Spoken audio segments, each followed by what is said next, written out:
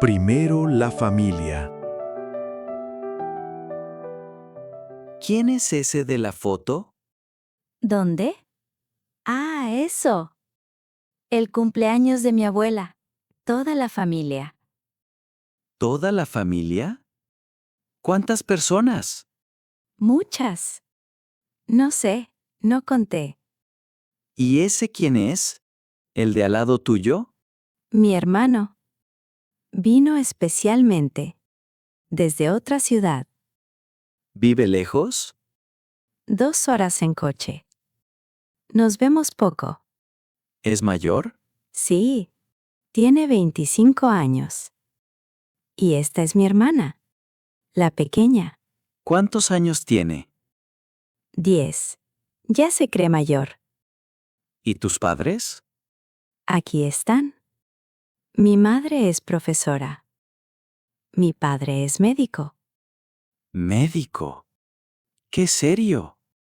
Sí, siempre está ocupado. Pero al cumpleaños de la abuela, vino. ¿La abuela es de tu madre o de tu padre? De mi madre. Cumplió 70 años. 70. ¡Qué fiesta tan grande! Sí, muy rica y muy ruidosa. ¿Y tú? ¿Tienes familia grande? No, mi madre, mi padre y yo. Nada más. ¿Nadie más? Bueno, tengo una tía. La hermana de mi madre. ¿La ven seguido? Cada semana. Vive cerca. ¿Vive sola? No, tiene marido y 2 hijos. Muy pequeños.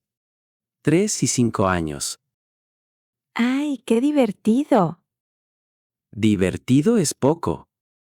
Y tienen un perro también. ¿Un perro? Grande. Muy grande. Los niños se cuelgan de él y él no dice nada. ¿Y tú vas ahí cada semana? Mi tía cocina muy bien. Eso es importante. Claro. La comida decide todo. Siempre. Oye, ¿y ese quién es? El viejito del sombrero. Ah, ese es el tío Carlos. Siempre con sombrero. Hasta en casa. ¿Hasta en casa? Hasta en casa. Nadie sabe por qué.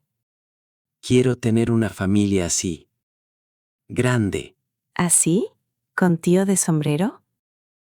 Con tío, con niños, con perro. Que haya ruido.